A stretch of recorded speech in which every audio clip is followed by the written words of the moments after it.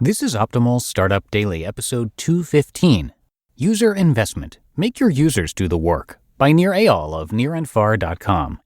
And I'm Dan. I am your host and narrator here on Optimal Startup Daily, and I'm here every single day of the week, 365 days a year, reading to you from some of the best blogs on entrepreneurship. Hope your week's off to a good start, and if you got any topic requests for us for future shows, you should share those by coming to oldpodcast.com. That's the word old, O-L-D, podcast.com. Right now, let's get to it as we optimize your life.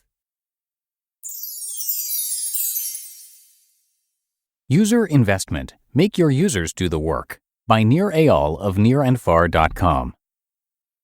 The belief that products should always be as easy to use as possible is a sacred cow of the tech world.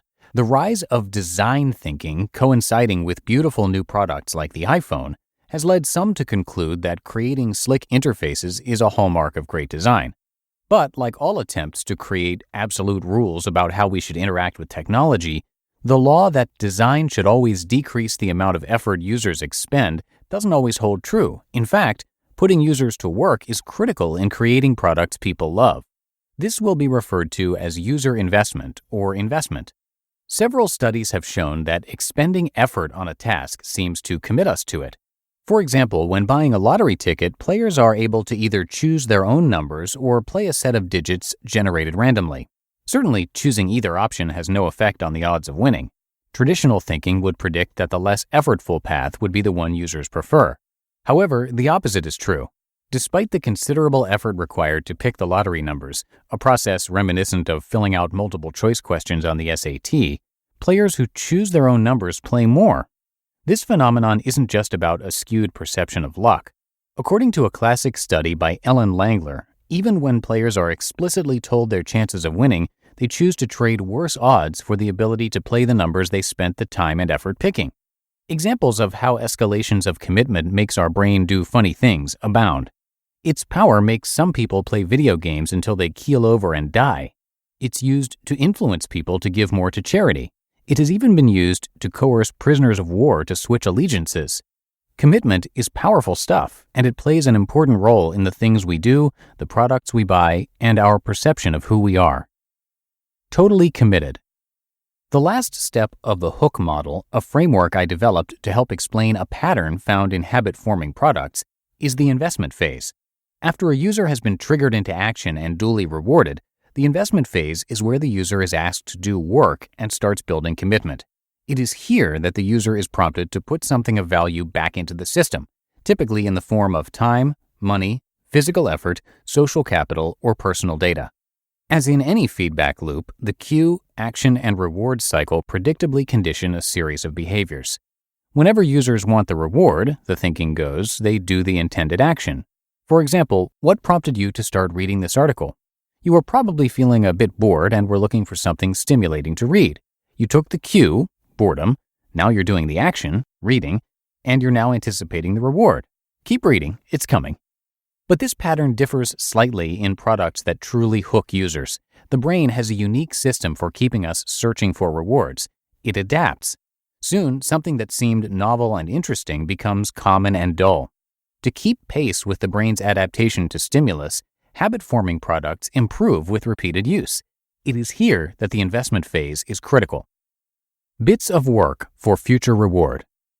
Unlike actions in the standard feedback loop, investments are about the anticipation of rewards, not immediate gratification. The investment is a bit of work, which makes the user more likely to use the product in the future. In Twitter, for example, the investment comes in the form of a follow. After a few flicks through the stream have primed the user with titillating tweets, the user will find someone new and interesting to invest in. While there is no immediate reward for following someone, doing so makes the service more valuable and more likely to be used next time.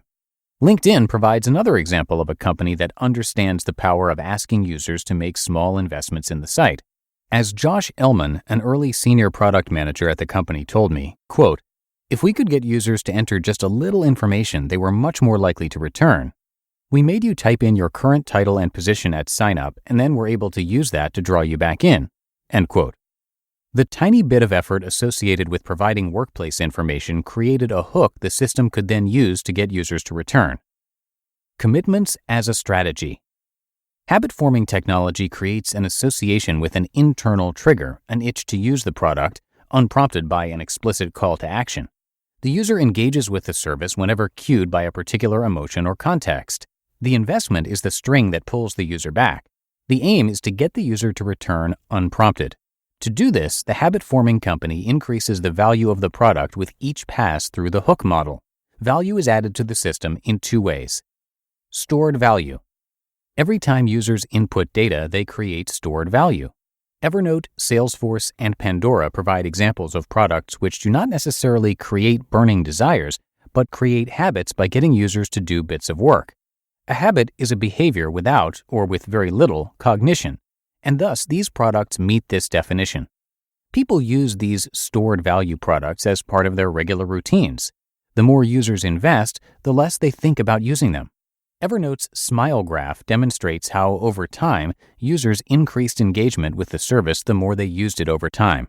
Other stored value technologies, like games, create rabid users by getting them to invest every time they play. Racking up higher scores, advancing to the next level, or earning and tending to virtual goods like a cow on a farm or the clothes on an avatar are all examples of the power of commitment. These game mechanics disappear if the user stops playing, increasing the need to stay engaged. The stored value of these elements of the game are earned with time spent playing or purchased outright with real money. Network value. Products that increase in value as a greater number of people use them have a network effect. Companies which display this characteristic give investors joyful palpitations because of their ability to become industry standards and crowd out rivals. eBay, Skype, Airbnb, Pinterest, and older technologies like the fax machine and telephone get better the more users join the network. The killer combo. Where user investment really becomes valuable is when stored value meets a network effect. Facebook and Pinterest, both services which were useful as stored value products, exploded in use when the power of the network effect took hold. Both are habit-forming products which bring large numbers of users back unprompted. The combination of stored value and a network effect, along with continual investment from users who regularly add content, has created a strong pull for a large percentage of their users. Habit-forming technologies take hold when a pattern of trigger, action, reward, and investment creates desire in the user while providing increasing amounts of value. The more users invest in a way of doing things through tiny bits of work, the more valuable the service becomes in their lives, and the less they question its use. Of course, users don't stay hooked forever. Though these companies have a good ride, the next big thing inevitably comes along and creates a better way to start building user commitment. While the mantra of making the experience easier to use certainly has its place, the rule must be followed with a strategic purpose in mind, namely increasing the value of the service the more people use it. You just listened to the post titled User Investment, Make Your Users Do the Work by Nir Eyal of NirAndFar.com. And I'll tell you about Nir in just a sec, but first I want to give a big thank you to Oracle for their support. We all want to know we have enough to get where we want to go. For instance, you either have enough energy to run a marathon, or you're on the side of the road wheezing. How about your startup? Does it have enough cloud computing power to win and handle the really big customers? You might think stable, enterprise-ready cloud infrastructure, like Oracle's, is out of reach for your new company. But Oracle for Startups was made just for you. Oracle wants to help you land those big customers, so they're offering preferred pricing on enterprise cloud for startups, free cloud credits, and 70% off their cloud services. And with multi-cloud support and no vendor lock-in, you can build it out any way you want. Oracle for Startups doesn't want you wheezing on the side of the road. They want you to have enough power to scale and land your dream customer. Visit oracle.com/go-to/OSD. That's oracle.com/go-to/OSD, and I have that linked in this episode's description. And a big thanks to Nir Eyal. His name and site, by the way, are spelled N-I-R. Nir previously taught as a lecturer in marketing at the Stanford Graduate School of Business and the Hasso-Plattner Institute of Design at Stanford. He currently writes, consults, and teaches about the intersection of psychology, technology, and business, or as Nir refers to it, behavioral design.